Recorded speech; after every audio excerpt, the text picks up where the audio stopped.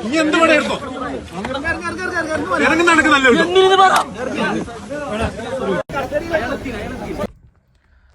Guys, welcome back to my YouTube channel.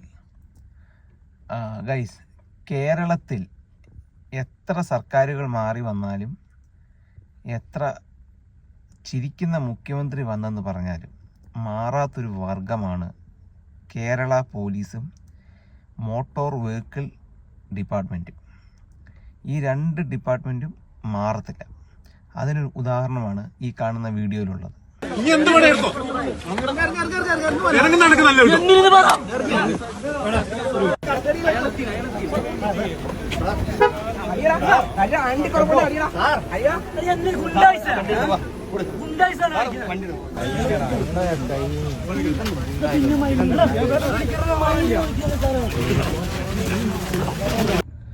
ഈ സംഭവത്തിന്റെ ആധാരം എന്ന് പറയുന്നത് കാസർഗോഡ് ജില്ലയിൽ വെച്ചൊരു ഗവൺമെൻറ് സ്കൂളിൽ വെച്ച് നടന്നൊരു സംഭവമാണ്.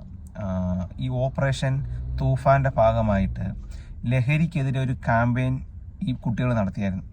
അതായത് ഈ വണ്ടിയിലൊക്കെ പോർച്ചുഗൽ ഫാൻസാണ് നടത്തിയത്. ഈ വണ്ടിയിലൊക്കെ CR7 സ്റ്റിക്കറും അവിടുത്തെ പോർച്ചുഗലിൻ്റെ കുറച്ച് ഫ്ലാഗിൻ്റെ സ്റ്റിക്കറും ഒക്കെ ഒന്ന് വെച്ച്, ഇപ്പോൾ ഫുട്ബോളൊക്കെ ആയതുകൊണ്ട് ആ ഒരു ഫ്ലാഗും ആ ഒരു CR7 ഫാൻസിൻ്റെ ഒരു കാര്യങ്ങളും സ്റ്റിക്കറൊക്കെ പതിപ്പിച്ച് ഇവർ ഒരു റാലി പോലെ ഈ വണ്ടിയിൽ ഈ ലഹരിക്കെതിരെ ഒരു റാലി നടത്തിയായിരുന്നു. അതിൻ്റെ ഭാഗമായിട്ട് അവരിപ്പം കാസർഗോഡ് എത്തുകയും കാസർഗോഡ് ഒരു ഗവൺമെൻറ് സ്കൂളിൽ വെച്ച് ഒരു റേസിംഗ് പരിപാടി പോലെ, റേസിംഗ് എന്ന് പറയാൻ പറ്റൂല, അവരുടെ ഗ്രൗണ്ട് വെച്ചുള്ള പരിപാടിയാണ്. അപ്പം ആ സമയത്താണ് ഈ പോലീസുകാർ വന്നിട്ട്, മോട്ടോർ വെഹിക്കിൾ ഡിപ്പാർട്ട്മെൻറ്റും വന്നിട്ട് ഇങ്ങനൊരു പരിപാടി അവിടെ കാണിക്കുന്നത്. പബ്ലിക്കായ ഒരു സ്ഥലത്ത് വെച്ച് എന്തായാലും ഈ പോലീസ് ഇങ്ങനെ കാണിച്ചത് വെറും ചെറ്റത്തരമാണ്. ചെറ്റത്തരം എന്ന് മാത്രമേ അതിനൊരു വാക്കുള്ളൂ. കാരണം ഒരു സ്കൂളിൽ വെച്ച്, ഒരു സ്കൂളിൽ അവിടെ പഠിക്കാൻ വരുന്ന കുട്ടികൾ കാണും, നാട്ടുകാർ കാണും, ഒരുപാട് ആൾക്കാർ കാണും. അവരുടെ മുന്നിലൊക്കെ വെറും ചീപ്പ് പബ്ലിസിറ്റി, വെറും പട്ടി ഷോയ്ക്ക് വേണ്ടിയിട്ടാണ് ഈ എമ്മമാർ ഇത് കാണിച്ചേക്കുന്നത്. ആ പയ്യനെ ആ വണ്ടിയിൽ നിന്ന് വലിച്ചിറക്കി, ഈ വീഡിയോയ്ക്കകത്ത് നിങ്ങൾ കണ്ടതുപോലെ തന്നെ ആ വണ്ടിയിൽ നിന്ന് വലിച്ചിറക്കി അവനെ കൊണ്ടുപോകുന്നത് ഒരു സ്ത്രീയെ പീഡിപ്പിച്ചാലോ, ഒരു മയക്കുമരുന്ന് കടത്തിയാലോ, അല്ലെങ്കിൽ ഒരു ലഹരി വിൽപ്പന നടത്തുന്നവനോ ഒന്നും ഈ ഒരു ട്രീറ്റ് നമ്മുടെ കേരള പോലീസ് കൊടുക്കത്തില്ല.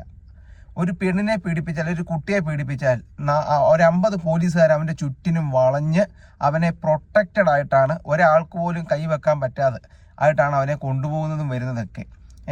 ഈ കേരളത്തിൽ വണ്ടി മോഡിഫിക്കേഷൻ ചെയ്താൽ മാത്രമാണ് അതിനേക്കാളൊക്കെ വലിയ കുറ്റം. വണ്ടി മോഡിഫിക്കേഷൻ ചെയ്യുന്നതാണ്.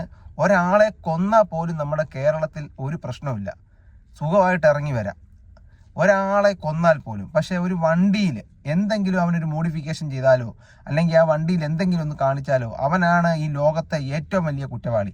ആ രീതിയിലാണ് നമ്മുടെ നാട്ടിലെ മോട്ടോർ വെഹിക്കിൾ ഡിപ്പാർട്ട്മെൻറ്റും കേരള പോലീസും ഇടപെടുന്നത്. ഇത് എത്ര സർക്കാർ മാറി മാറി ഭരിച്ചാലും, എത്ര ചിരിക്കുന്ന പൂക്കി സതീശൻ മന്ത്രി വന്നെന്ന് പറഞ്ഞാലും ഇത് തന്നെ നമ്മുടെ കേരളത്തിൽ സംഭവിക്കും. ഇതിനൊരു മാറ്റമില്ല. അതിലൊരു പോലീസുകാരൻ കാല് തെറ്റി താഴെ വീണിട്ട് എഴുന്നേറ്റിട്ടോ ഉടനെ അവൻ്റെ മോന്തക്കൊരടി. എന്തിനാണ് ഇങ്ങനെ അടിക്കുന്നത്? അത് ആളുടെ മിസ്റ്റേക്ക്, കാല് തട്ടി താഴെ വീണു, അതിന് ആ പയ്യൻ്റെ മുഖത്തടിച്ചിട്ട് എന്ത് ചെയ്യാനാ? ഇതിൻ്റെയൊക്കെ ഉണ്ടല്ലോ വെറും ചീപ്പ് പബ്ലിസിറ്റിയും വെറും പട്ടി ഷോയ്ക്കും വേണ്ടി, അത്ര ആൾക്കാരുടെ മുന്നിൽ ഇവൻ്റെയൊക്കെ വെറും പട്ടി ഷോയ്ക്ക് വേണ്ടിയിട്ടാണ് ഇവനക്ക് ഇത് ചെയ്തത്.